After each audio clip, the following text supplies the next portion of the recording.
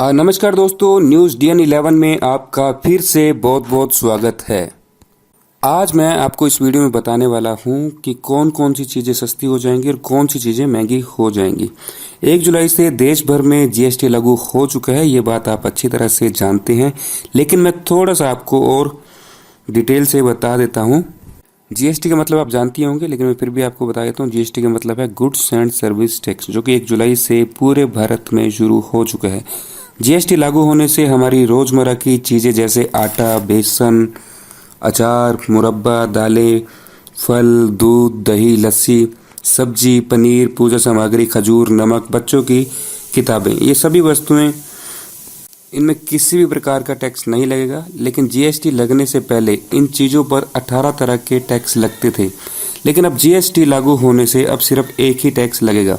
इसे बेचने वाला और खरीदने वाला GST के दायरे में होगा। चीज़ों पर पहले 12% वैट लगता था, जो खत्म हो जाएगा, और अब सिर्फ 5% GST लगेगा।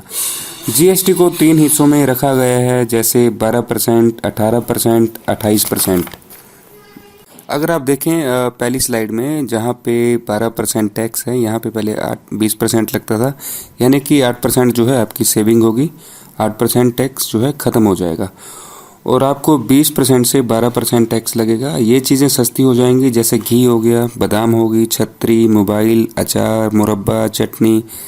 लगभग 66 वस्तुएँ ऐसी हैं जिनमें 8% आपकी सेविंग होगी, यानी कि 12% आपका टैक्स लगेगा। और सेकंड स्लैब में आप देखें 32% जहाँ पे था, अब वहाँ पे 18% आपका टैक्स लगेगा। 32% टैक्स जिसमें था वो थी इलेक्ट्रॉनिक्स आइटम, जैसे कंप्यूटर हो गया, आपका प्रिंटर हो गया, साबुन, टूथ। और अगर आप देखें थर्ड स्लाइड में, यहाँ पे पहले 35% टैक्स देना होता था, अब जो है 28% है। वैसे सबसे ज़्यादा टैक्स यहीं पे ही है। यहाँ पे आपका जो है कुछ लग्जरी मेकअप के ऊपर 28% टैक्स है। आपकी गाड़ी, कार वगैरह के ऊपर 28% टैक्स आपको चुकाना पड़ेगा। और इसके अलावा सिगरेट, पान मसाला, इन सब चीज़ों में 28% आपको जो है टैक्स देना होगा। तो ये था दोस्तों GST के बारे में कुछ बेसिक। तो नेक्स्ट वीडियो में डिटेल से बताऊंगा GST के बारे में।